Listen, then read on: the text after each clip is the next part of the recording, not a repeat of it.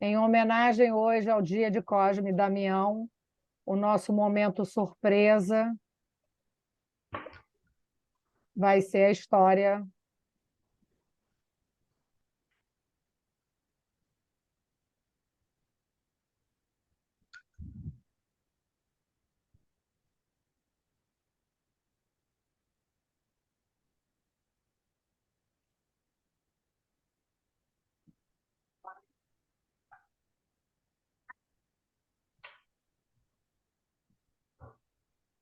Fala, mentes curiosas! Sejam muito bem-vindos ao Curiosamente! Eu tenho certeza que você alguma vez na sua vida já recebeu aqueles saquinhos cheios de doce e guloseimas com a imagem de dois santos famosos, São Cosme e Damião. Acertei? Eu mesmo esperava ansioso por esse dia quando era criança. Mas você sabe de onde surgiu essa história? Por que os doces? Bom, é exatamente sobre isso que vamos falar no vídeo de hoje. Mas antes de começar o vídeo, eu peço que já deixem um like, se inscrevam no canal e ativem o sininho para não perder nenhuma curiosidade. E claro, assim vocês ajudam demais o seu amigo curioso aqui. Agora, vamos pro vídeo. A história de São Cosme e Damião. A festa de São Cosme e Damião é uma festa religiosa cristã e de religiões afro-brasileiras. A Igreja Católica comemora no dia 26 de setembro e as demais religiões no dia 27 de setembro. Por mais que se comemore essa data em todo o Brasil, ela é comemorada especialmente no Nordeste. Afinal, foi lá que tudo começou. No ano de 1530, na igreja de Iguaraçu, em Pernambuco, surgiu a primeira festividade de São Cosme e Damião do Brasil e perdura até os dias de hoje. Mas como isso surgiu? O candomblé, por exemplo, acredita que eles são associados aos ibejis, que seriam gêmeos amigos das crianças que teriam a capacidade de realizar qualquer pedido que lhes fossem feitos em troca de apenas doces. Porém, outros relatos atestam que eles eram originários da Arábia e que seus nomes verdadeiros não seriam Cosme e Damião, mas Acta e Pácio. Em outra versão, dessa vez os santos irmãos seriam da Ásia e eles seriam bons e caridosos, realizavam muitos milagres, porém foram acusados de feitiçaria e de serem inimigos dos deuses romanos. Como consequência, foram amarrados e jogados em um desfiladeiro. Mas temos outra versão dessa mesma história. Dizem que, na verdade, eles teriam sido afogados, mas salvos por anjos, e depois levados à fogueira, e o fogo sequer os queimava. Foram apedrejados, porém sem sucesso também. Por fim, foram mortos por decapitação, tendo suas cabeças separadas de seus corpos. Cosme e Damião foram martirizados na Síria e já haviam cultos em seus nomes desde o século V. Perseguidos por Diocleciano, os fiéis transportaram seus corpos para Roma, onde foram sepultados no maior templo dedicado a eles, feito pelo Papa Félix IV, do ano de 526 a 530, na Basílica no Fórum de Roma, com as iniciais SS, Cosme e Damião. Após a morte dos irmãos, muitas pessoas começaram a ver seus corpos materializados, ajudando crianças que sofriam algum tipo de violência. E a partir do século V, os milagres de cura atribuídos aos gêmeos fizeram com que fossem considerados padroeiros dos médicos, uma vez que, quando ainda em vida, eles exerciam a medicina na Síria, Egéia e Ásia Menor, e tudo sem receber qualquer tipo de pagamento. Por essa característica, eles eram chamados de santos pobres ou anágiros, que significa inimigos do dinheiro, e posteriormente eles foram declarados patronos dos cirurgiões. E aí, curiosos, vocês já conheciam a história por trás dessas sacolinhas de docinhos que as crianças saem pegando nas ruas nos dias 26 e 27 de setembro? Tem criança que até inventa irmão para levar mais de uma para casa. Curioso, né? Bom, isso é tudo, pessoal. Não se esqueçam de deixar o like para ajudar o seu amigo curioso. Comente o que achou do vídeo ou deixem suas sugestões para os próximos vídeos. E se inscrevam no canal para não perder nenhum vídeo. Até a próxima, Mentes Curiosas! Boa noite, Patrícia. Vamos iniciar soando o sino, por favor.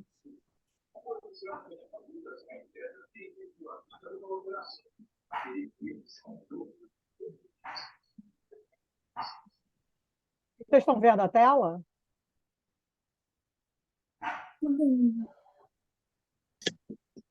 Sim. Perdão. Só um instante, perdão.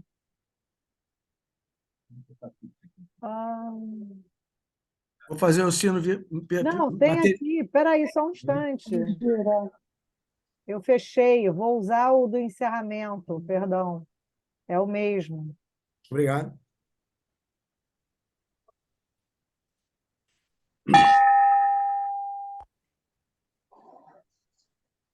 Boa noite a todos. Nesse dia 27 de maio de 2023, vamos inicialmente, de forma solene, escutar o nosso hino nacional. Por favor, secretária Patrícia Magruta.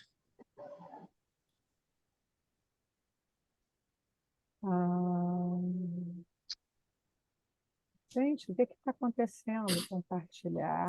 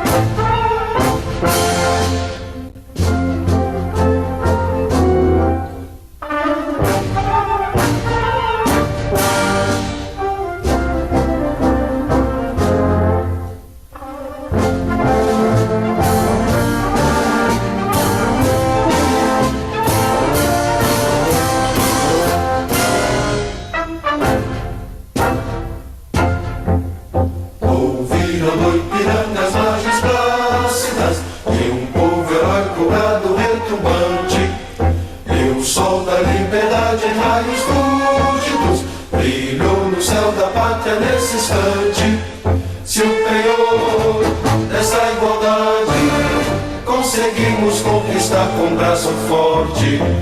Em teu seio, ó liberdade, desafio o nosso peito à própria morte.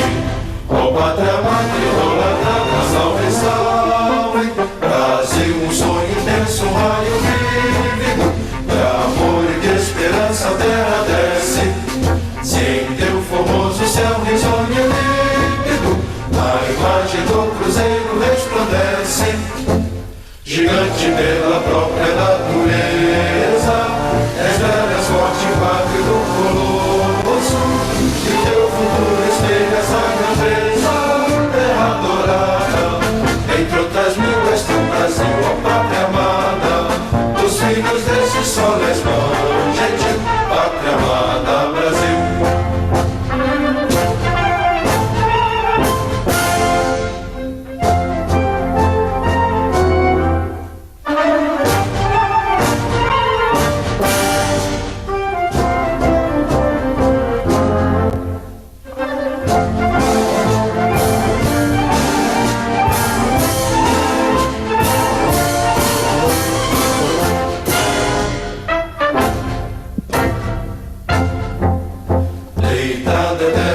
Imenso esplêndido, ao sol do mar e a luz do céu profundo, fulguras ao Brasil, florão da América, iluminado ao sol do novo mundo, do que a terra mais garrida, teus risonhos lindos campos têm mais flores, nossos bosques têm mais vida, nossa vida no teu seio mais amores.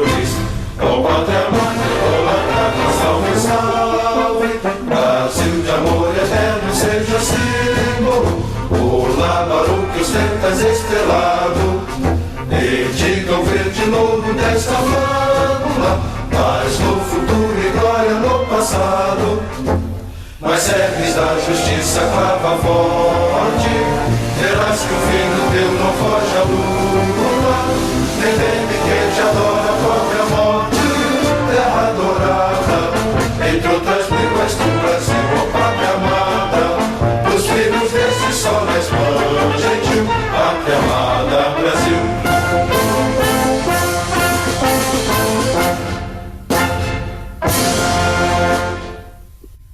Esse dia 27 de setembro, também comemoramos o dia de São Vicente de Paula, que é padroeiro da Sociedade Vicentina da nossa Arquidiocese do Rio de Janeiro.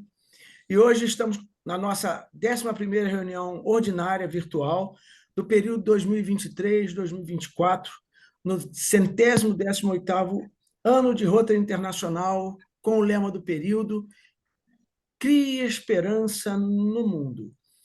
Este ano rotário tem como presidente internacional o companheiro Gordon McNally, do Rotary Club de South Queensferry, distrito 4621, Escócia. Nosso diretor de RI é o companheiro Antônio Luiz Vasconcelos, que foi governador distrital no período 2007-2008, e ele é do Rotary Club Fortaleza, Alagadiço, distrito 4490. Nosso governador do distrito 4571 é o companheiro Pedro Luiz Dalboni da Cunha, do Rotary Club de Volta Redonda, Jardim Primavera.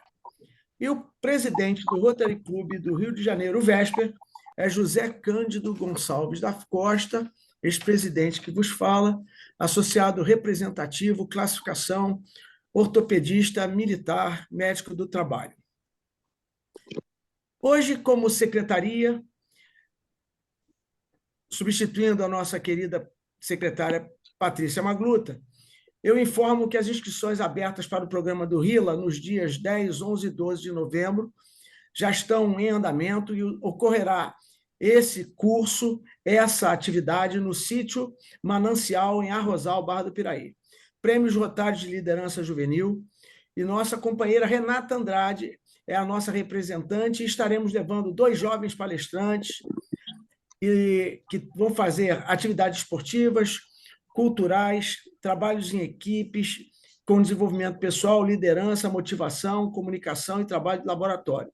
Tudo isso vai precisar de atestados médicos, caderneta de vacinação. Os indicados por nosso clube é a Bárbara Alves de Souza e o Gabriel Soares Alves. São estudantes universitários. A nossa querida Bárbara, ela faz pedagogia, e o Gabriel faz análise de sistemas. Todos têm 19 anos, e esse RILA vai ser um sucesso, tá certo? Hoje, no Nova Iguaçu Leste Rotary Club, há uma palestra com Marlene Almeida sobre noções básicas de como adquirir seu imóvel com segurança. Ela é advogada e tesoureira deste clube. Hoje, no Rotary Club Barra, Bingo Solidário, onde todos colaboram com brindes, e assim os interesses de resgatar seus prêmios ou outros através de um bingo reverte os metais para as finanças do clube.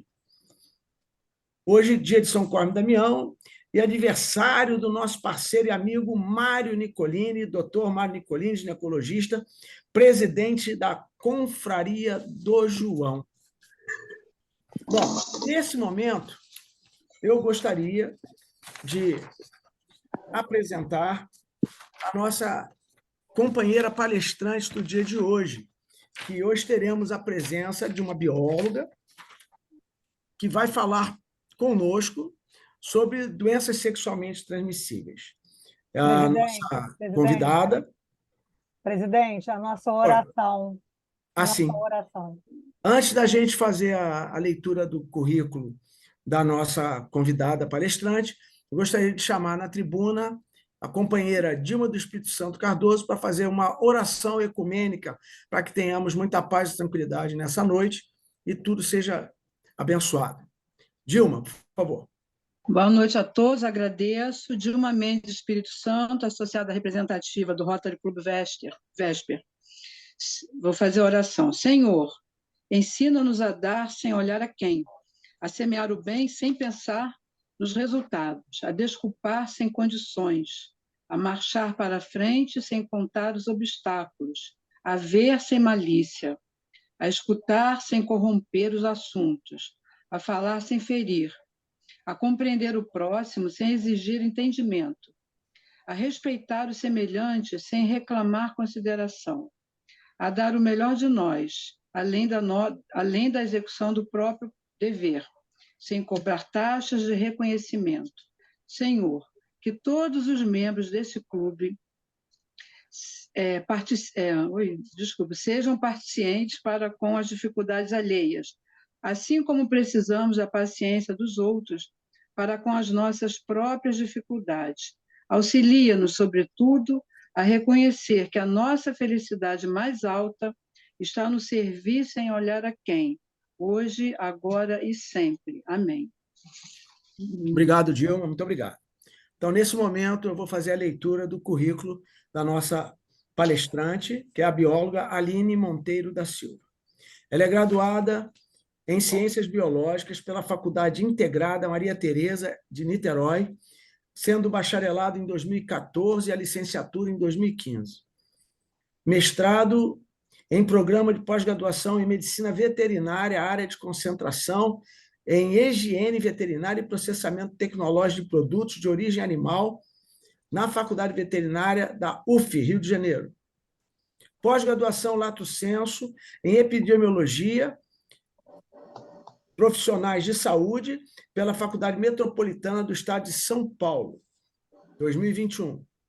Doutorado pelo Programa de Medicina Tropical, área de concentração em Diagnóstico Epidemiológico e Controle, pelo Instituto Oswaldo Cruz, Fundação Oswaldo Cruz, 2022.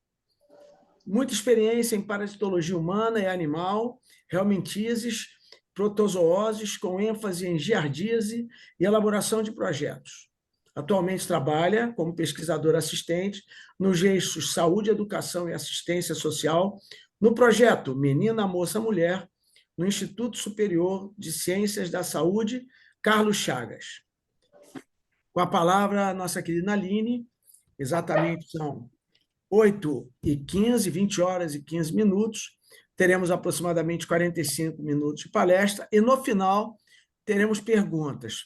Peço que as perguntas sejam processadas ao final, seguindo um protocolo, para que não atrapalhemos a nossa palestrante. Por favor, Aline, fique à vontade. Muito boa noite a todos e todas. Espero que estejam me ouvindo bem.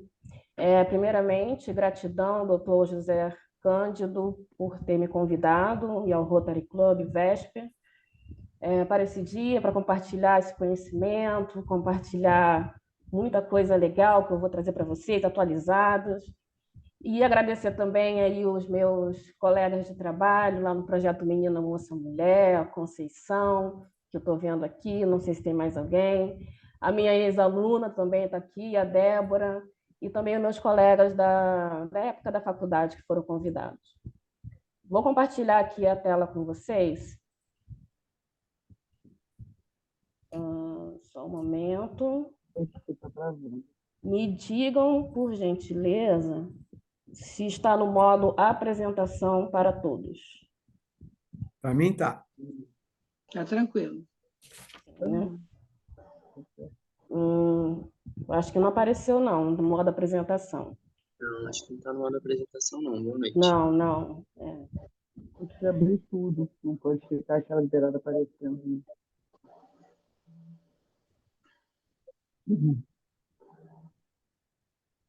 E agora? Não aparecendo nada. Não, ainda não. Você não clicou em compartilhar, Aline. Você abriu, mas não... Acho que agora foi. Eu acabei de sair. É uma delícia. Eu e a Zana já comemos. Então, eu coloquei aqui no modo apresentação. Para mim aparece, mas para vocês não está aparecendo. Clica 2 vezes aí, 2 vezes. Às vezes é chato de entrar mesmo. Pois é.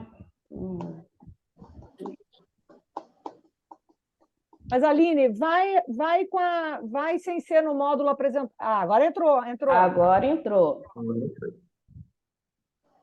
Vamos lá. Um momentinho. Pronto, agora entrou.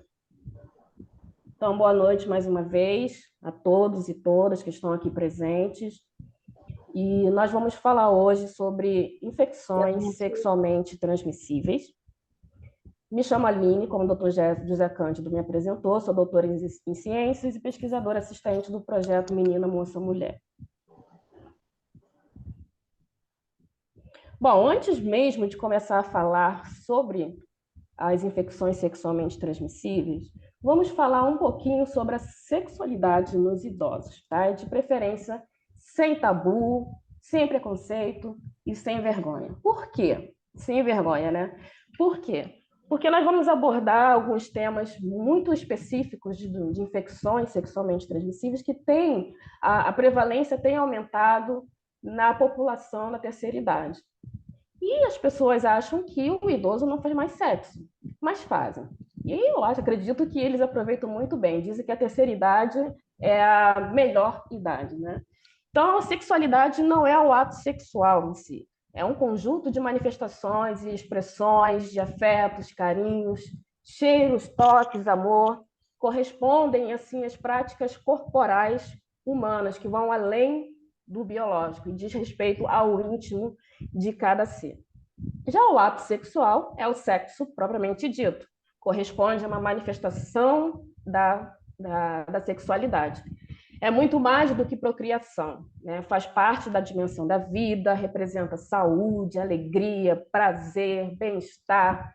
Essa atividade requer treinamento, estímulo, tempo e disponibilidade.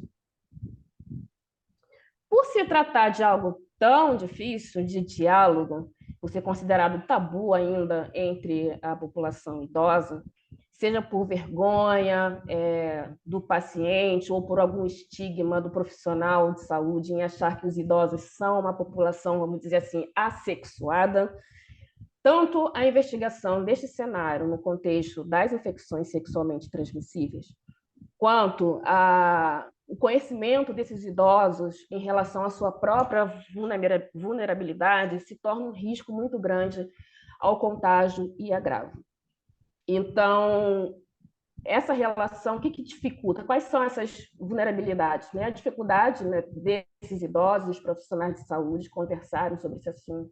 A fisiologia feminina em faixa de idade avançada, que normalmente, com o passar dos anos, a parede vaginal passa por processos de afinamento e ressecamento, então pode causar algumas fissuras, e isso pode aumentar a probabilidade de adquirir as infecções sexualmente transmissíveis. Poucos programas de prevenção ou de informação para este público e também a baixa escolaridade.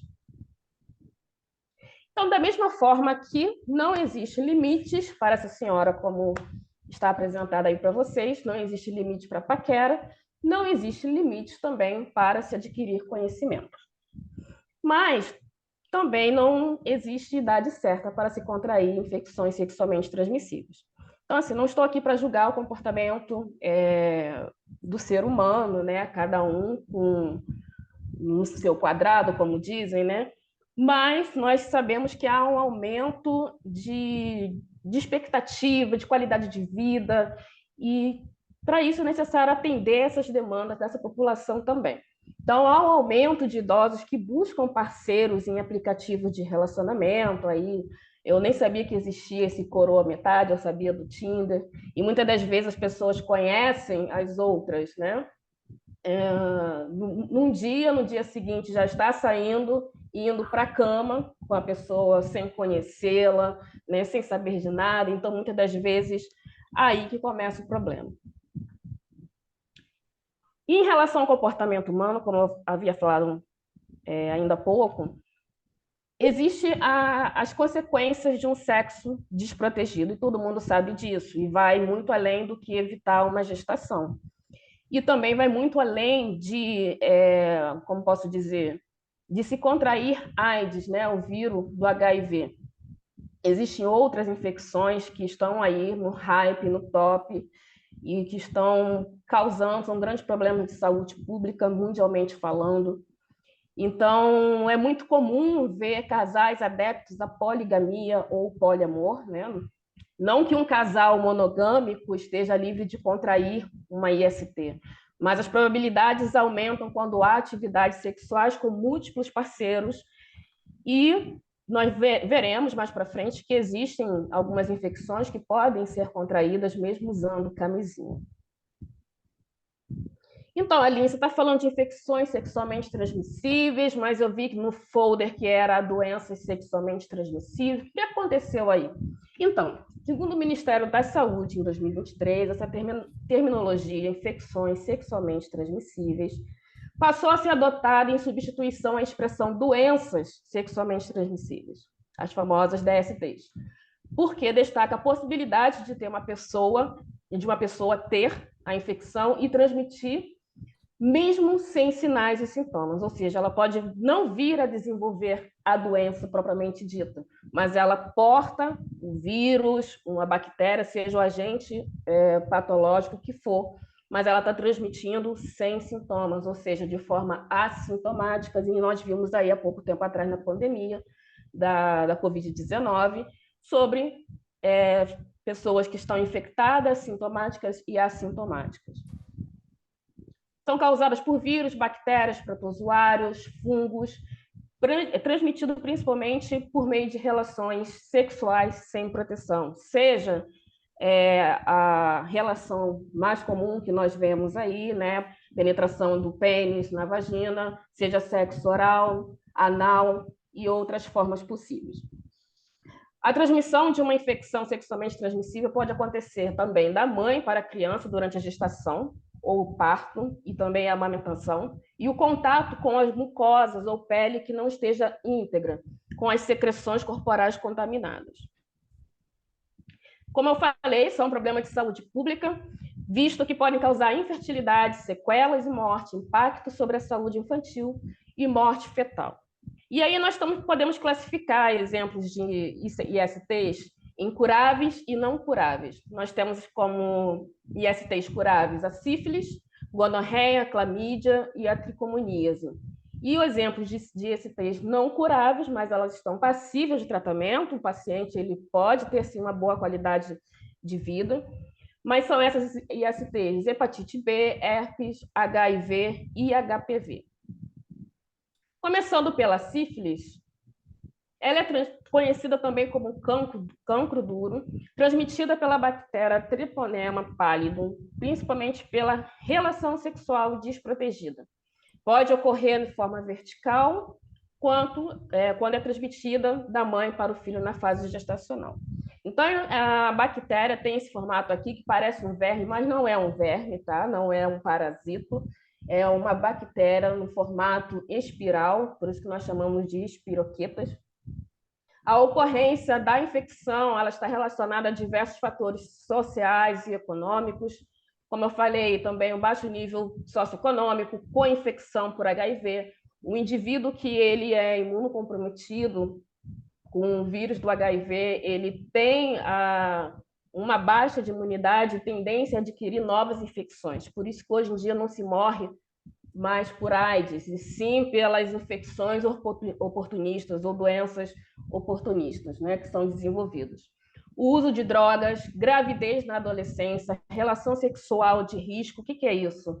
Relações com múltiplos parceiros é um tipo de risco.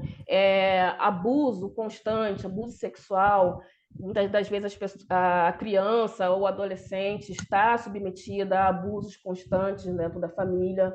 Dificuldade de acesso aos cuidados de saúde e não tratamento do parceiro infectado. Não adianta tratar uma pessoa se o parceiro ou a parceira não for tratada também, porque continua ali fechando o ciclo.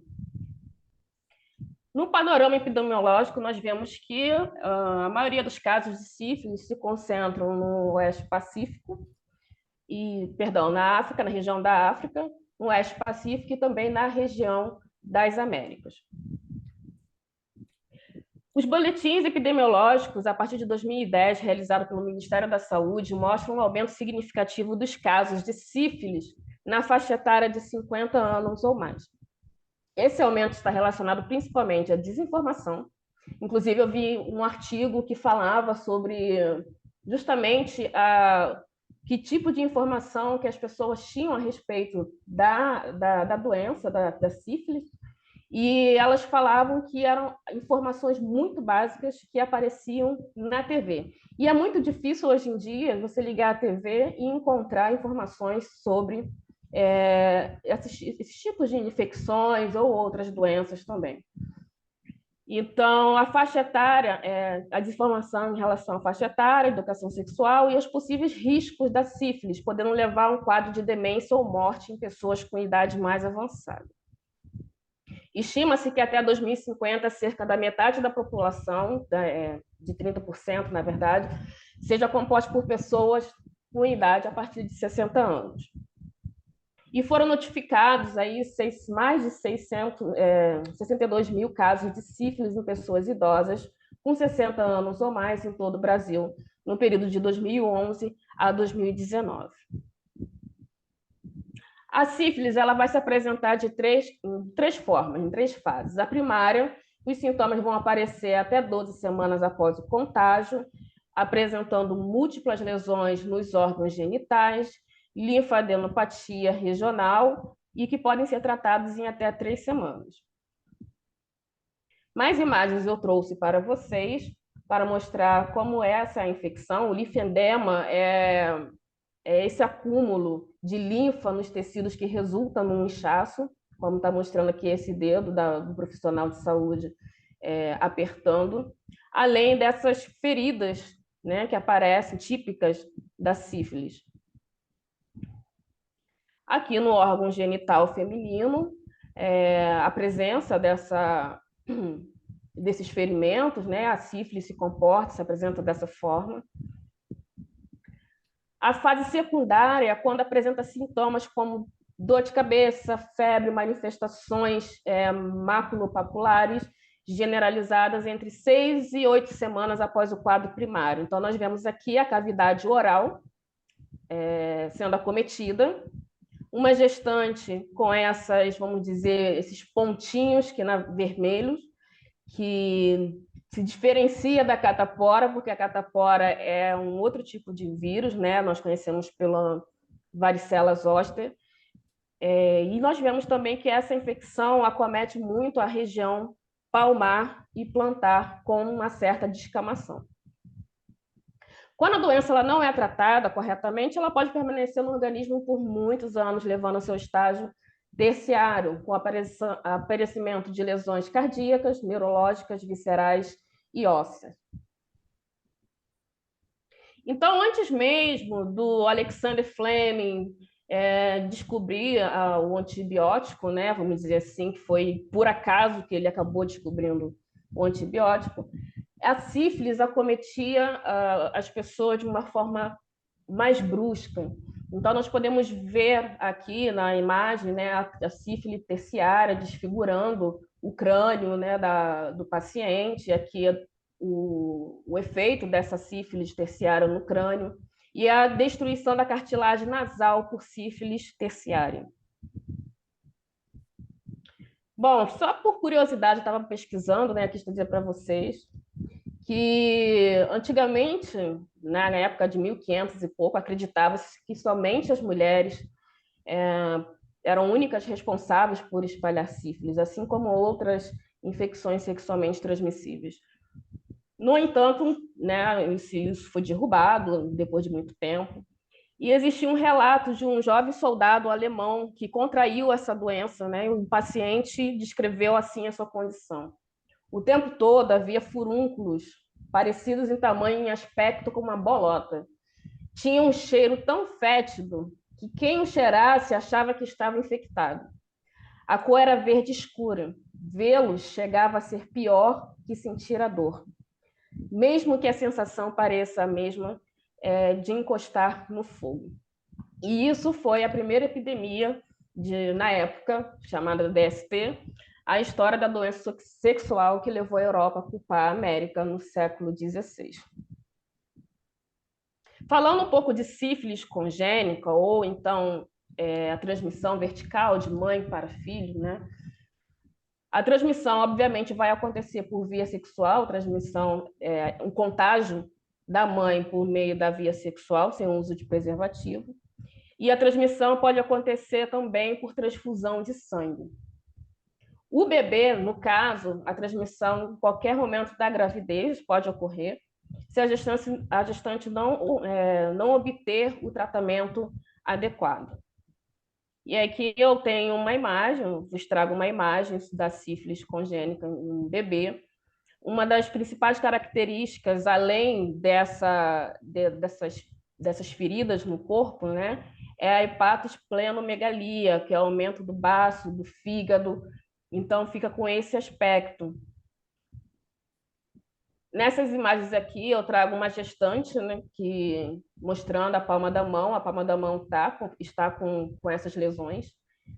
A criança, né, como eu falei, com o hepatosplenomegalia. E aqui também a mãozinha desse bebê descamando, né, característica da doença.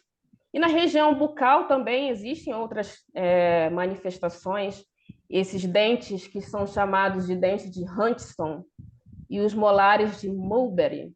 São manifestações dentárias normalmente associadas à sífilis congênita, quando é passada da mãe para o filho.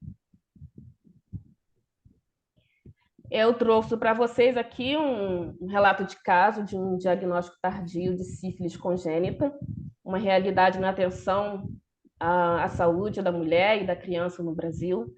Nós vemos aqui a mesma característica na criança, esse inchaço aqui abdominal, a descamação na parte plantar, né? E também o que nós chamamos de periostite, que é essa característica que deixa as perninhas mais encurvadas, vamos dizer assim, afeta o fêmur e a tíbia. Além do Outubro Rosa, que é o mês da conscientização sobre a prevenção e diagnóstico precoce do câncer de mama, nós temos também o Outubro Verde, que é assim divulgada de forma paupérrima. Então, não se vê muita divulgação a respeito disso. Talvez assim num postinho de saúde, numa clínica da família, mas se fala mais sobre o câncer de mama, né? Então, se previamente diagnosticada e tratada adequadamente, a sífilis ela não passa para o bebê. Então, nós temos aí a campanha também do Outubro Verde. Então, apesar das ISTs afetarem todas as faixas etárias e merece atenção, né, independente da idade, são mais comuns em jovens, porém podem afetar os idosos, né, as pessoas acima de 60 anos de idade, visto que os avanços sociais e a medicina favorecem a longevidade, inclusive através de reposição hormonal, e os medicamentos para a impotência, como aquele azulzinho que eu não vou dizer o nome. E aqui eu trouxe para vocês uma tendência da taxa de detecção de sífilis em pessoas idosas aqui no Brasil, entre 2011 e 2019. Nesses traçados aqui do meio, né, nós vemos esse aumento ocorrendo com o passar dos anos até o ano de 2019. Então, a taxa de detecção de sífilis em pessoas idosas apresentou tendência crescente para todo o território brasileiro e destacaram-se essas tendências observadas para o sexo feminino, com um grupo de mulheres de 70 a 79 anos residentes nas regiões Nordeste e Sul do estado de Roraima, Maranhão, Amapá e Pará.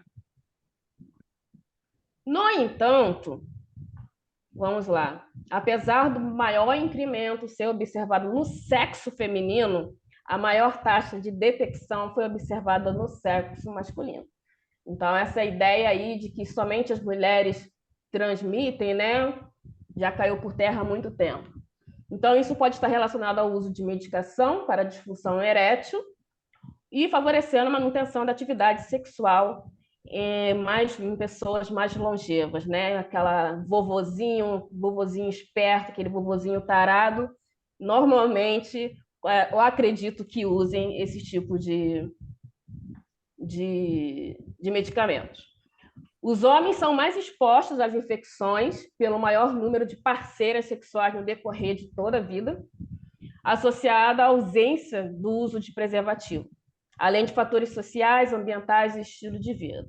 Né? Aquele famoso rapaz pegador, que pega uma aqui, pega outra colar, e no final das contas acaba se contagiando.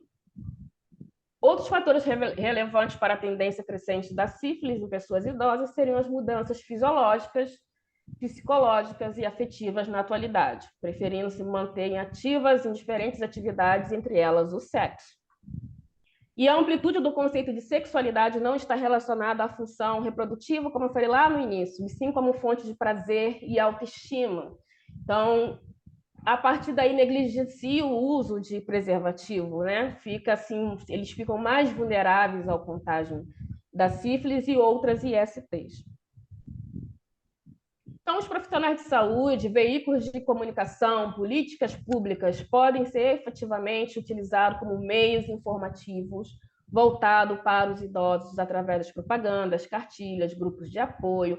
Vamos nos reunir ali no Rotary Club para falar sobre infecção sexualmente transmissível, vamos nos reunir na casa do vizinho, vamos nos reunir ali no projeto Menina, Moça e Mulher, vamos trazer essa população para perto para poder tirar essas dúvidas, para quebrar esse tabu sobre a sexualidade. Isso é muito importante. O tratamento mais indicado para a sífilis é a utilização de antibióticos, obviamente, né, receitados pelo médico. O maior problema para o tratamento é o diagnóstico, uma vez que a sífilis pode ser confundida com outras doenças, tem características semelhantes com outras doenças. Os pacientes devem evitar ter relação sexual até que seu tratamento seja concluído, e a gestante deve realizar o controle mensal de cura. Se não tratada, a sífilis progride e torna-se crônica e pode comprometer várias partes do corpo ou levar até mesmo a óbito. Então, o exame está disponível, o teste rápido pelo SUS, né? E que também vai detectar outras infecções, como HIV, hepatite B e hepatite C. Agora nós vamos falar sobre o HPV, que é o papilomavírus humano. É o vírus que vai infectar pele e mucosas, tem essa afinidade por mucosa, né? Então, pode ser oral, genital ou anal, tanto em homens quanto em mulheres, provocando verrugas anogenitais, né? Essa região entre ânus e a região genital. E também câncer, a depender do tipo de vírus. Não vou entrar em detalhes no tipo de vírus, mas eu mais para frente, quando falar de vacinação, eu vou dizer quais deles, né, que são mais importantes assim, na questão de câncer, desenvolvimento de câncer. As pessoas normalmente são assintomáticas, ou seja, não apresentam qualquer sintoma. A diminuição da resistência do organismo pode desencadear a multiplicação do vírus e, consequentemente, provocar aparecimento de lesões. Então, aquela famosa tríade epidemiológica, né, que vai depender do estado de saúde, da imunidade do hospedeiro, a questão de como que o agente patológico ele vai agir no hospedeiro, né? Quais são as vias por qual ele vai conseguir infectar e sobreviver. E nós temos também o ambiente, né? Como eu falei, questões sociais e econômicas estão envolvidas também nesse processo, nessa tríade epidemiológica. A maioria das infecções em mulheres, sobretudo adolescentes, tem resolução espontânea pelo próprio organismo em um período aproximadamente de até 24 meses. Então, assim, quase todas as pessoas sexualmente ativas no mundo serão infectadas pelo papilomavírus humano a qualquer momento, em algum momento. Mas para a maioria, o sistema imunológico vai conseguir eliminar o vírus sem que ele cause complicações. Mas para outros, a infecção pode ser mais grave, agressiva, e aparecer essas verrugas genitais e até mesmo desenvolver algum tipo de câncer. Em alguns casos, lembrando aqui que o HPV ele pode ficar latente de meses, a partir do momento que você contrai a infecção, ela pode ficar de meses a anos sem se manifestar.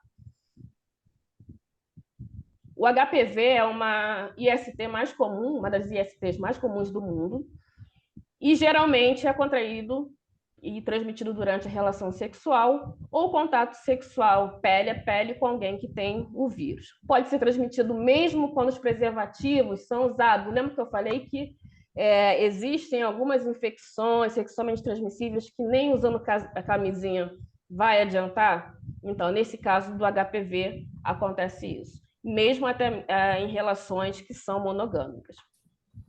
Também pode ser transmitido através do contato direto com cortes, escoriações de indivíduo infectado, e, em casos raros, pode transmitir durante o parto, através da transmissão mãe e filho.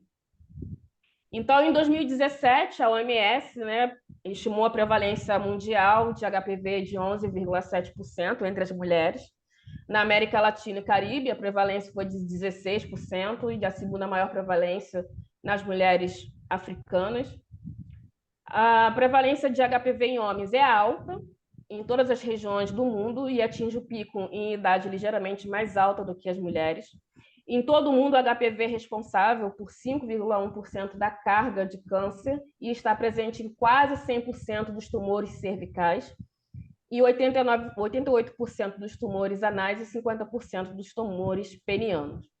No Brasil, a prevalência de HPV genital varia de 10% a 72%, dependendo do sexo, e uma prevalência de 6,2% de HPV orofaríngeo. Então, falando um pouco sobre HPV nos homens, né, a forma prevalente é subclínica ou assintomática, e eles são os disseminadores do vírus, não descartando a eventualidade de desenvolver a doença. Então, o que pode aparecer aí nos homens, né? Tanto em homem quanto em mulher também. A infecção pode se manifestar como pápulas ou lesões carnudas que são semelhantes a uma couve-flor, e as verrugas genitais, localizadas principalmente no pênis, na glande, ou seja, a cabeça do pênis, a região perianal, e podem ocorrer também lesões na cavidade oral. O número de parceiros sexuais, históricos de infecção sexualmente transmissível, relações homoafetivas e uso de drogas imunossupressoras são alguns principais fatores de risco para a infecção. Então, nas últimas décadas, inúmeras pesquisas mostraram que o HPV é uma das causas de vários tipos de cânceres.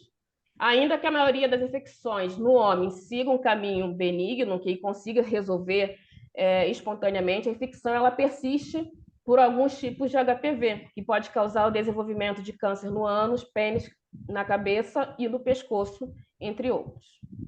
E nós temos aqui imagens, eu sei que são imagens muito fortes, muito pesadas, mas é a realidade. No estado mais grave da infecção da doença, nós vemos a quantidade dessas verruguinhas em formato de couve-flor espalhada por toda a região pélvica, né? A região da genitália, perianal e anal. Segundo as estimativas do INCA, o câncer de cabeça e pescoço é hoje o segundo mais frequente entre os homens no Brasil, atrás somente do câncer de próstata. No Brasil, a estimativa foi, no ano de 2016, de 11.140 casos novos de câncer na cavidade oral e mais de 4.000 casos de morte, sendo essa estimativa de homens, né? Então, fatores de risco, nós podemos citar o tabagismo, o álcool, a higiene bucal e a genética do indivíduo. Então, nós vemos essas verrugas na cavidade, na mucosa, né? Na cavidade oral. O HPV e o câncer peniano. O Brasil está na frente, campeão aí, né, nos recordes de ocorrência de câncer peniano, com frequência instável, de acordo com o território estudado, sendo a região mais afetada ao norte, nas regiões mais afetadas norte e nordeste. E o INCA estimou a ocorrência de mais de 295.000 casos de câncer peniano nos homens no ano de 2016. Né? Quando se faz a pesquisa molecular, vai fazer a biópsia e ver o DNA de quem está ali por trás, possui o DNA do HPV. O prepúcio e a haste peniana são locais constantemente acometidos pelo vírus.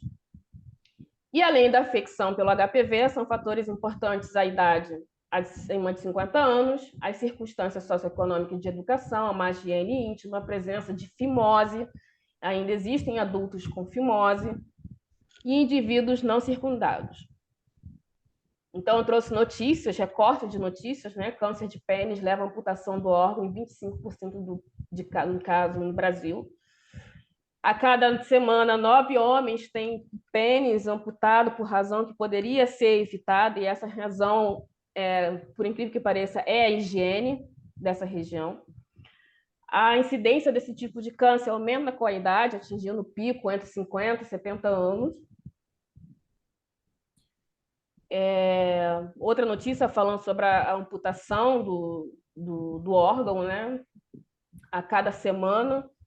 Segundo a Sociedade Brasileira de Urologia, mais de 7.000 casos de amputação de pênis ocorreu entre os anos de 2007 e 2022, ou seja, não foi pouca coisa. E a falta de higiene, como falei, dos homens é a principal causa do câncer de pênis no Brasil. Então, vocês, homens que estão assistindo aí, protejam seu amigo, seja lá como for que você chame ele. No Brasil, o número de amputações cresceu de 1.604% em 14 anos, de acordo com os dados do Ministério da Saúde. E aqui eu trago um relato de uma pessoa, né, de 64 anos, que recebeu o diagnóstico de câncer de pênis, e não tem como mais, né, fazer a penetração, mas a vida que é importante. E ele relatou que eram pequenas lesões que pareciam verrugas e caroços. Também alguns antibióticos, relata ele, né, mas a situação foi ficando feia, foram aparecendo cada vez mais verrugas e fui correndo ao urologista, mas nunca imaginei que seria um câncer. O câncer anal e o HPV têm essa relação, apresenta de 1 a 2% de todos os tumores do cólon e de 2 a 4% dos tumores do tipo de câncer que atinge o intestino grosso, segundo o INCA. É considerado o terceiro tumor maligno mais comum entre os portadores do vírus HIV. E os fatores de risco, né, que estão envolvidos nessa infecção pelo HPV, indivíduos imunossuprimidos, a infecção pelo HIV, sexo anal receptivo, número de parceiros sexuais, histórico de verrugas genitais e tabagismo. Então, vocês, homens, fiquem atentos ao aparecimento de ferida avermelhada que não cicatriza, nódulo no pênis ou na glande, pele do pênis mais espessa com alteração de cor, secreção, dentre outras características. O que tiver de anormal, procure um urologista. Nas mulheres, no caso, a infecção ela está muito relacionada também ao histórico familiar, ao fumo, persistência da infecção do vírus HPV, que vai causar, é uma precursora do câncer, início de vida sexual precoce, dentre outros fatores. E aqui essa imagem mostra como que ocorre a evolução dessa infecção à doença, né? O câncer cervical, ou câncer do colo do útero, é, de longe, a doença mais comum relacionada ao HPV. 99,7% dos casos de câncer cervical são causados por infecção genital persistente de alto risco pelo HPV. Então, nós podemos ver essas imagens aqui da infecção, ela sendo a evolução dessa infecção, né? E como que ela se torna invasiva. E aqui eu trago mais uma imagem, e aí fala sobre a definição de pré-câncer, que essa nomenclatura se expandiu para incluir lesões menores e menos graves, devido à dificuldade de distinguir os verdadeiros precursores do câncer. Nós temos o mês de conscientização e prevenção do câncer do colo de útero, que é o mês de março, nós temos o Março Lilás. Trago para vocês um relato de caso de uma mulher, uma paciente com 54 anos, com histórico de diabetes, e foi encaminhada ao dermatologista e descobriu uma lesão. Essa lesão revelou, né, lesão exofítica, semelhante à couve-flor, envolvendo todo o clitóris e 3/4 da hemivulva direita. Como prevenir? A melhor forma de prevenção é a vacinação, antes mesmo de iniciar a atividade sexual. Mas nem todo mundo consegue se vacinar, vamos dizer assim, né? Mas o público-alvo principal para essa vacinação são as meninas, como eu falei, o vírus ele tem essa afinidade por mucosa, então é mais fácil contrair, as meninas contraírem. Então, de 9 a 14 anos, antes mesmo de se tornarem sexualmente ativas. E recomenda-se 2 doses da vacina. Algumas outras vacinas estão sendo pré-qualificadas pela Organização Mundial da Saúde, 2 delas estão sendo usadas na maioria dos países. Em nível populacional, a alta cobertura vacinal em meninas é maior do que 80% e reduz significativamente o risco de infecção pelo HPV em meninos. Então, nós temos aqui mais de 50 países, na verdade, que estão inseridos, né, nesse programa nacional de imunização. Recomenda-se 2 doses na faixa etária, como eu falei, de 9 a 14 anos. E para pessoas maiores de 15 anos, recomenda-se a 3ª dose, 6 meses após a primeira. Então, quem pode se vacinar? Meninas e mulheres de 9 a 26 anos, de idade mínima, né? E meninos de 9 a 14 anos. Preferencialmente, a imunização de 9 a 14 anos, quando é mais eficaz. Pessoas com HIV positivo e pessoas transplantadas na faixa etária de 9 a 45 anos. E aí, eu, por exemplo, Aline, tenho 33 anos, posso me vacinar? Posso. Só que o SUS não vai me fornecer. Eu teria que ir a uma clínica particular e pagar, em média, aí, de 900 a 1.200 reais por cada dose. Tá? Então, o acesso não é amplo para todas as mulheres. Mas o SUS ele passou a oferecer recentemente, em agosto, a vacina contra o HPV para vítimas de violência sexual. Então, nota-se que lá em São Paulo, 30% das vítimas de violência são atendidas em serviços especializados e desenvolvem HPV posteriormente. Uma outra infecção, e que eu sou muito apaixonada dentro da parasitologia, né, uma infecção sexualmente transmissível, é o parasito Trichomonas vaginalis, que causa a tricomoníase. Também é uma IST, estima-se que 170 milhões de casos de tricomoníase vaginal esteja mundialmente distribuída. A prevalência é amplamente variável nas clínicas de planejamento familiar, de cerca de 50% a 75%. Também aumenta o risco de infecção pelo vírus HIV. E outras formas de infecção pode ser por meio de fômites, ou seja, contato com objetos contaminados. E tem esse formato de uma folhinha aqui, quando corada, né, em roxo, a gente vê esse formato. O quadro clínico característico é o corrimento vaginal intenso, normalmente amarelo, esverdeado. O corrimento ele tem essa característica de apresentar bolhas, né, espumas, acompanhado de odor fétido, que lembra um peixe cru. O prurido pode estar presente, né, a coceira, normalmente ocorrendo devido à reação alérgica, pode provocar sangramento vaginal após relação sexual e dor durante a relação sexual também. No exame do colo de útero, né, nós podemos observar essa característica que parece um morango, né, uma framboesa.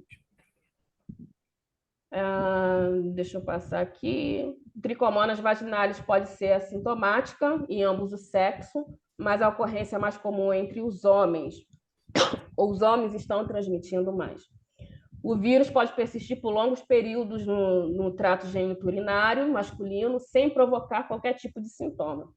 E quando aparece algum sintoma, pode ser um pus, uma dor, vontade frequente de urinar, entre outras.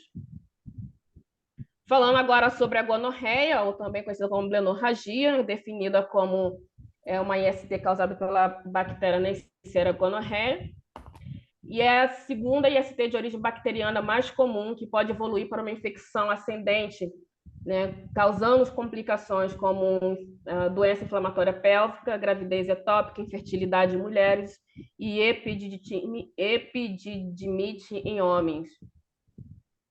Aqui só fala um pouco no panorama, mais de 30 milhões de pessoas, de casos, né, em todo o mundo. A infecção em crianças é considerada um marcador de abuso sexual infantil e deve ser notificada como tal.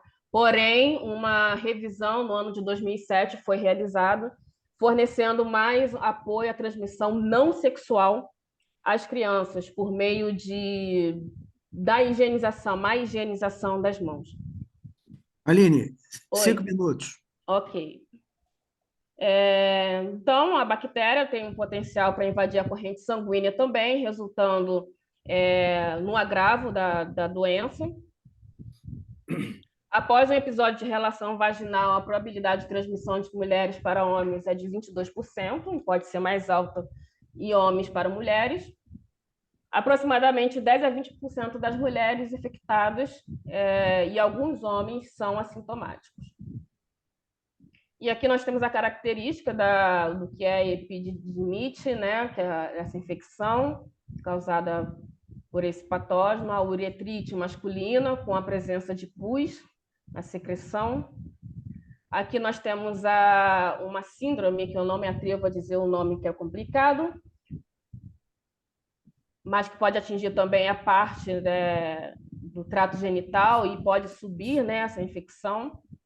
E a doença pélvica inflamatória, que ocorre entre 10% a 20% das mulheres infectadas. E aqui nós temos também as lesões cutâneas, isso quando se dissemina para outras partes do corpo. A conjuntivite também pode causar conjuntivite, e é muito grave quando se é em recém-nascidos, principalmente, que pode causar cegueira, sepse, abscesso no couro cabeludo, entre outros. E falando um pouco sobre vaginose bacteriana, rapidamente, né? A vaginose, ela é uma infecção que ocorre quando há um desequilíbrio na microbiota vaginal. Todas nós, mulheres, temos essa microbiota, várias bactérias, algumas podem ser benéficas, outras não. Na maioria das vezes, o tratamento do quadro é simples, com o uso de antibióticos, e trata-se de uma infecção endógena. Isso vai ocorrer por causa de uma desregulação do corpo, né, do organismo. Então, nós temos aqui, né, algumas bactérias, eu não vou citar, mas eu vou falar do que pode causar a vaginose bacteriana, que é o uso de antibiótico, de drogas imunossupressoras, infecções sistêmicas, menopausa, até mesmo a menstruação, pode afetar a microbiota vaginal. E ela vai apresentar um corrimento branco acinzentado de aspecto fluido cremoso, com cheiro forte e fétido. Muitas mulheres vão lembrar que o ginecologista falou de alguma infecção que causa um cheiro de peixe podre, por exemplo. No homem não vai causar sintoma nenhum, né? E nós temos a Gardnerella vaginalis, que eu trouxe para vocês. A maioria das mulheres, elas apresentam essa infecção, frequentemente permanece sem tratamento, a menos que desenvolvam sintomas graves. Portanto, uma proporção significativa de mulheres pode ser portadora deste organismo durante a gravidez. Ocorre a recorrência, né, complicando mais ainda o curso da Gardnerella. E a infecção durante o período perinatal está se tornando cada vez mais importante, porque está associada a resultados desfavoráveis, tanto da mãe para o filho. E algumas imagens da infecção, é semelhante a tricomonas vaginais, mas não é tão bolhosa assim. E pode causar também a síndrome de Reiter, né, que é a artrite reativa, causando edemas nas articulações. Nós temos a mobiluncus, na verdade, uma bactéria responsável também por vaginose bacteriana em mulheres em idade reprodutiva. Nós temos o Peptostreptococcus anaeróbios, principalmente envolvido nas infecções polimicrobianas, ou seja, está junto com outras infecções. Geralmente, muito raramente você vai encontrar essa bactéria causando a doença sozinha, quer dizer, a infecção sozinha. Pode ser isolado na cavidade abdominal, tecidos moles, ossos, cérebros, entre outras partes. E o odor fétido é similar a fezes, tá? Nesse caso da bactéria. E aí eu deixo um agradecimento a todos vocês que participaram, tá? Ouviram essa palestra, ao Rotary Club, VESP, ao Projeto Menina, Moça, Mulher, ao Instituto Carlos Chagas. Eu estou disponível para tirar dúvidas. Obrigada. Bom, inicialmente, agradecer a Aline pelo seu tempo, pela disponibilidade, boa vontade de estar conosco, ter trazido de forma sucinta informações preciosíssimas de nível universitário e que, naturalmente, preencheram espaços, acrescentaram muito para todos nós e estamos muito felizes e satisfeitos com a tua presença. Tá? Obrigada. Nós vamos iniciar um projeto de perguntas, mas não se falará aqui em tratamento, em uso de medicações, porque a intenção não é falar de tratamento, porque eu tive isso, eu tive aquilo. Que as perguntas sejam restritas ao que foi visto, uma pergunta sobre patologia, sobre o que pode acontecer, mas não falaremos em substâncias, em tratamentos, porque isso convém à procura ao seu ginecologista, e a intenção é que a ida ao ginecologista seja anual, no mínimo, e quando há casos semelhados, se busque por 2 ou 3 vezes o ginecologista para acompanhamento preventivo e uma análise inclusa de uma mamografia de alta resolução. Então, deixo aberto a plateia para perguntas e convido a minha secretária, Patrícia Magalhães Magluta, para conduzir 6 pessoas, para que nós não estendamos por demais. Quem quiser, se aliste, levante a mão. Por favor, Patrícia Magluta. A primeira pessoa interessada em fazer pergunta é a companheira Renata Andrade. Pode abrir seu microfone, Renata. Oi, boa noite a todos. Eu entrei um pouco atrasada na reunião, né, porque eu estava fazendo prova na faculdade, mas esse tema é muito interessante. Eu gostaria de perguntar para a palestrante, porque eu também entrei agora, não sei se ela tratou desse assunto, né? Eu sou professora de educação e sofri abuso sexual. Renata, Que tipo de Seu microfone está rateando, Renata. Você deve estar perto de algum outro aparelho aí, nós estamos escutando absolutamente nada. Tá, espera aí um pouquinho, deixa eu mudar de lugar aqui, para ver se vai melhorar. Melhorou um pouco? Melhorou? Sim, melhorou. Melhorou? Porque na cozinha tem um aparelho ligado mesmo. Então, a minha pergunta é com relação à criança. No caso da criança estar sofrendo abuso sexual, que tipo de coisas a gente pode perceber nessa criança, no corpo, assim, fisicamente? Bom, para isso, né, obrigada pela sua pergunta, Renata. Para isso, a mãe, né, os pais, mas principalmente a mãe, tem que ficar muito atenta, né, ao corpo da criança, como que está se comportando, primeiramente, como ela está se comportando em relação a alguém, né, ou algo que esteja lhe incomodando, e prestar atenção no corpo. Por exemplo, uma criança não ter secreção vaginal não é normal, né? Secreção vaginal com odor fétido, né? Isso provavelmente está indicando, se ocorrer, que essa criança passou por algum tipo de violência. Porque essas características, normalmente, que acontece, se dá quando a pessoa, né, tem atividade sexual ativa. Então, a probabilidade dessa infecção acontecer é bem maior nessas pessoas. E não em crianças, né, ou bebês, por exemplo, né, apresentando sintomas que um adulto apresentaria. Então, a mãe, principalmente a mãe, deve ficar muito atenta a essas modificações, alterações no organismo da criança. Eu falo isso porque, como professora de educação infantil, trabalhando em creche, a gente dá o banho e a gente fica um dia todo com essa criança. Sim. E, assim, essa questão de perceber corrimentos a gente já teve, de conversar com os pais a respeito disso. E, assim, é normal uma criança sentir dor quando a gente põe, assim, por exemplo, você vai passar um lenço umedecido na criança para limpar. E ela, ai, assim, eu estou muito desconfiada, entendeu? E, assim, não é por isso que eu estou te normal, fazendo né? essa pergunta. Não é Porque normal. não é Pode normal. ser. Você vai... Assim, Renata, pode ser que exista alguma infecção por uma falta de higienização adequada, mas não que seja uma infecção grave, entendeu? Então, assim, é passível, sim, de uma desconfiança. Eu também até desconfiaria, mas também existem os fatores socioeconômicos e culturais que podem estar interferindo também, né, nessa porque, assim, questão essa da criança higiene. não é uma criança pobre, assim, pobre que eu falo no sentido de carente, Não está em entendeu? Uma criança situação de carente. vulnerabilidade.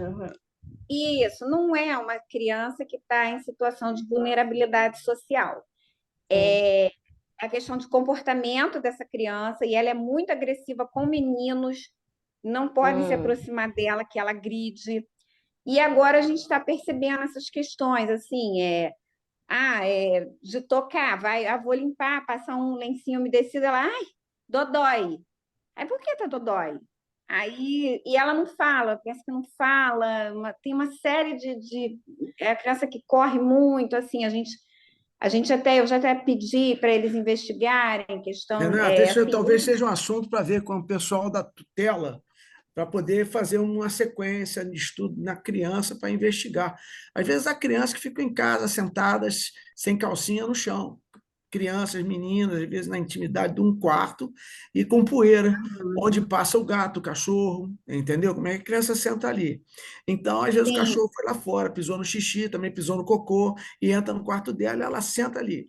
Então, essas bactérias, elas podem vir por causa de contato direto. Se a menina estiver sem calcinha, ou se estiver com a calcinha molhada, está sentada no chão. Há mulheres que vão a clubes e sentam em lugares onde tinha uma mulher infestada por cândida ou monilha, e a mulher senta ali e acaba pegando, pelo fato da sua roupa íntima, seu biquíni estar molhado, no mesmo lugar que estava sentado, a mulher que ia com aquela pocinha mínima de água, e a pessoa senta em cima, muitas mulheres pegam a cândida, às vezes por causa desse mecanismo. E não houve nenhuma agressão de forma sexual. Sim. Tá bom? Obrigado, Renata. Tá bom. Obrigada. Segunda pergunta, por favor, Patrícia. Não tem ninguém com a mão levantada. Como eu, estando como anfitriã, não tenho como levantar a mãozinha, eu vou aproveitar esse momento para fazer uma pergunta. Aline, a população carcerária, existe um cuidado, um estudo, uma análise com a população carcerária? Que a gente sabe que existe um nível de promiscuidade, né? E essas doenças proliferam com mais facilidade no meio carcerário. Existe algum estudo a respeito? Assim, que eu tenha analisado, visto para essa palestra, eu não pesquisei, mas com certeza há. Inclusive, numa população privada de liberdade, né, além de infecções sexualmente transmissíveis, nós temos outras infecções, como tuberculose, pelo fato de estar envolvido, né, nessa aglomeração de pessoas. E muitos desses homens, né, e até mesmo mulheres, sofrem agressões sexuais dentro dos próprios presídios. Então, assim, eu acredito que deva ter, sim, bastante trabalho a respeito, mas eu não li acerca. Mas foi bom você falar, me antenar a respeito disso. Mas, com certeza, tem trabalhos referentes. Tá bom, obrigada. Mais alguma pergunta? Bom, então, nesse momento, eu queria agradecer... quer falar. É só para parabenizar vocês. Eu anotei tudo que ela falou. Muito. Olha, meus parabéns, que você continue com essa capacidade que você tem. Cândido, obrigada. Meus parabéns por ter escolhido uma palestrante brilhante. Obrigado, mamãe. Obrigada. Obrigado, mamãe. Tá? Um beijo grande. Todo Vésper para você. Tá? Outra equipe Vésper saúda o Rocha Miranda e a matriarca do Rocha Miranda. Tá bom? Bom, nesse momento, estamos chegando ao final, uma reunião que foi excelente, pontuada em 1 hora e 10 minutos, tá certo? Nós queremos oferecer à Aline um certificado que agradece a presença dela, com honra ao mérito pela brilhante palestra, vai encaminhar você pelo seu e-mail amanhã. Foi um prazer enorme, espero que você possa estar conosco, falar sobre, quem sabe, tuberculose, porque também é uma atualização, e todos nós podemos ter um familiar próximo, um pouco mais distante, um vizinho, um funcionário de empresa, um funcionário de um prédio, que porventura passe por isso. E é importante que nós saibamos que a tuberculose, que já foi uma doença altamente destrutiva no século XVII, XVIII, desapareceu um pouco com os tratamentos, mas agora está voltando, por causa do HIV, por causa de todas essas doenças, por causa dessas infecções recorrentes, fraquezas imunológicas que favoreceram o ressurgimento de bactérias causadoras, bacilo de Koch, que é o bacilo causador da doença da tuberculose, e ele é resistente a todos os antibióticos, o que é uma situação gravíssima, porque voltamos a pensar em tratar em áreas afastadas, climáticas, que só tem mesmo isso para favorecer, uma vez que não responde a remédio nenhum. Então, sim. Aline, espero contar com você num Pode tempo contar comigo. próximo. Espero que você tenha gostado de estar conosco. Sim, Nós gostei muito de estar com você, tá bom? Tivemos 22 pessoas no início da nossa reunião, finalizando aos 17. Nesse momento, eu vou pedir para a nossa querida secretária Patrícia Magluta disponibilizar o primeiro estrofe do hino da bandeira e depois faremos um companheirismo, nos despedindo, desejando o melhor para todos nós nesse final de semana. Querida Patrícia Magluta.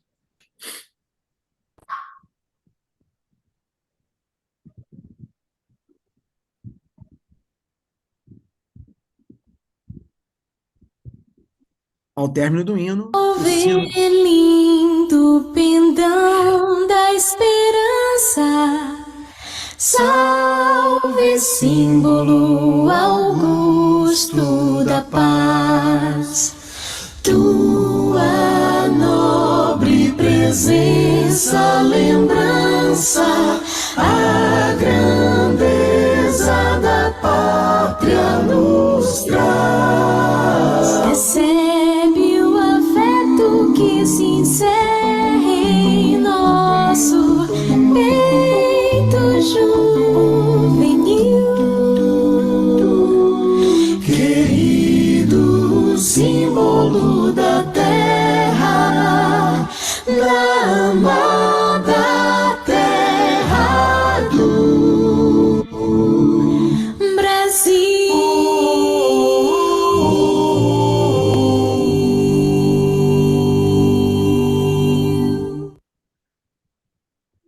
Nosso sino de encerramento. Quando soamos o sino, encerramos oficialmente a nossa reunião e logo após, minutos de companheirismo.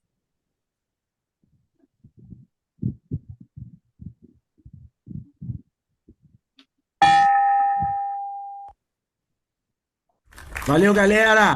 Aline, sensacional, muito obrigado. Obrigada. Muito obrigada. Boa noite a todos. Meus parabéns, viu? Obrigado. Obrigada. Obrigado, Patrícia. Boa noite a todos. Parabéns, doutora Aline. Parabéns. Obrigada. Não se esqueçam Excelente que temos a nossa festa fantasia dia 17 de novembro, hein? Já vão pensando nas fantasias. Aline, está convidada, hein, Aline? Festa bem, fantasia, 17 de novembro, tá? Depois eu mando para vocês, lá para o Léo Mota, para todo o grupo lá do projeto Menina, Moça, Mulher. Tivemos a oportunidade de estar com vocês, com a geladeira cultural e com o atendimento ortopédico à comunidade, que vai se repetir em dezembro. Tá? Um beijo lá para a nossa diretora, para toda a equipe. Tá bom? Um beijo. Representando aqui a equipe. Boa noite. Tchau. Boa noite a todos. Boa noite, irmão. Seja bem-vindo, obrigado pela presença. Obrigado. Até mais. Até mais, irmão. Valeu.